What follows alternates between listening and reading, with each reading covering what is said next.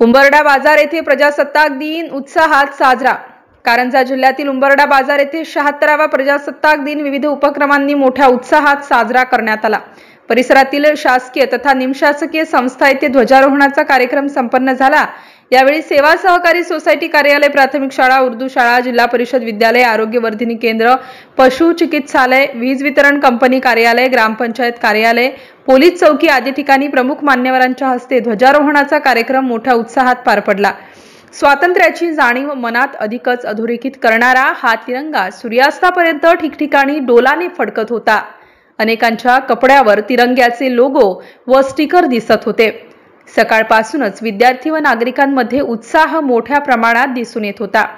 अनेक ठिकाणी देशभक्तीवर गीते लावण्यात आली व चौकात पताके व मनमोहक रोषणाई करण्यात आली होती। ध्वजारोहण झाल्यानंतर गावातील मुख्य रस्त्यावर शाळेतील विद्यार्थ्यांची प्रभात फेरी काढून राष्ट्रीय एकात्मतेचा संदेश देण्यात आला। MCN news मराठीकरिता Umesh Kalbande, Karanja Lad.